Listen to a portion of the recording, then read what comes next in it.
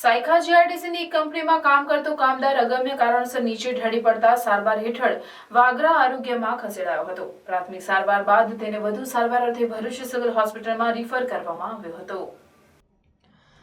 વાગરા તાલુકાની સાયખા જીઆરડીસી સ્થિત UC colours and intermediates private limited નામની કંપનીમાં એક કામદાર કંપનીમાં કામ કરી રહ્યો હતો। તે વેળાએ તેને અચાનક ચક્કર આવતા તે નીચે ઢળી પડતા ઇજાગ્રસ્ત બન્યો હતો।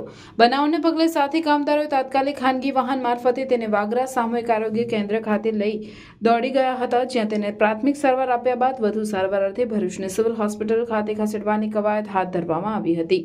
કંપનીમાં ઘટના બની હોવા છતાં કંપની સત્તાધીશો વાગરા હોસ્પિટલમાં યુવકની ખબર અંતર જોવા માટે ફરક્યા પણ ન હતા। ઇજાગ્રસ્ત બનેલ યુવક સદીપ કુમાર મૂળ રહેવાસી બિહારનો હોવાનું જાણવા મળ્યું હતું।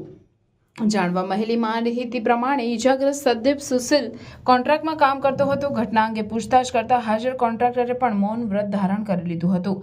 સેફટી પ્રત્યે કંપની સામે સવાલો ઉદ્ભવી રહ્યા છે। કામ કરતી વેળાએ કામદારોને સેફટીના સાધનો આપવામાં આવે છે કે કેમ?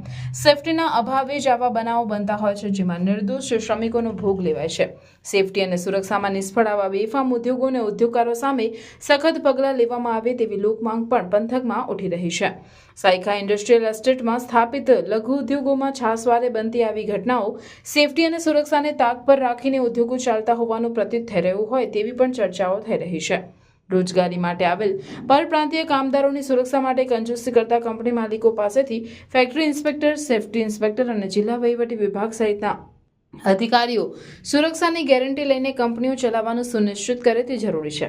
હાલ આવી બેદરકારીપૂર્વક બનતી ઘટનાઓથી કામદારોમાં પણ ભયનો માહોલ સર્જાયો છે।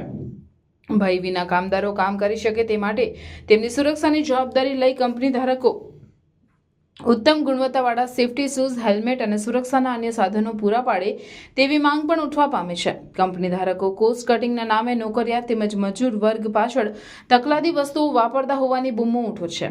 સસ્તી વસ્તુઓ ખરીદી કંપની માલિકો પોતાનું પેટ ભરતા હોવાથી આવી ઘટનાઓ સર્જાતી હોવાની લોકચર્ચાઓએ જોર પકડ્યું છે। સેફટી અને સુરક્ષા માટે કંપની સંચાલકો પૂરતું ધ્યાન આપે તેવી માંગ ઉઠી છે।